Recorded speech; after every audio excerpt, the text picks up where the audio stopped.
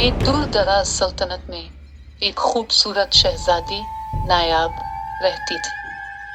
शहजादी नायाब की खूबसूरती और जहानत की मिसालें दूर दूर तक मशहूर थी। लेकिन शहजादी नायाब की जिंदगी में एक राज था। उसके दिल में एक काला पत्थर मौजूद था जो उसके वालिदैन ने उसके बचपन में इसे दिया था।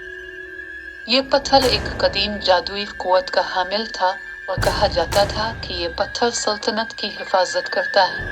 एक दिन जब शहजादी नायाब अपनी किताबों में गर्क थी, एक बारी जादूगरनी जुल्फा सल्तनत पर हमला आवर हुई।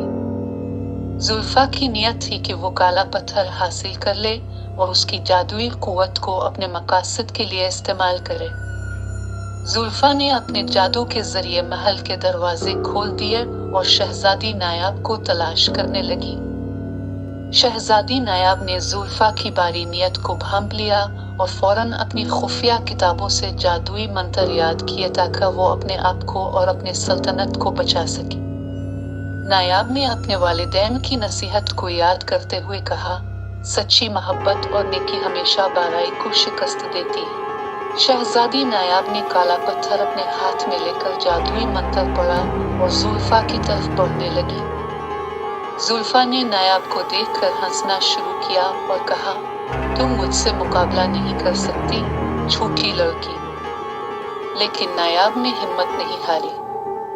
उसने काला पत्थर जमीन पर रखकर अपने दिल की ताकत को महसूस किया और जोर से मंत्र पढ़ा। पत्थर से एक रोशन रोशनी निकली और जुल्फा की बारी ताकतों को खत्म कर दिया। जुल्फा जमीन पर गिर पड़ी और उसकी जादुई कुव्वतें हमेशा के लिए खत्म हो गई।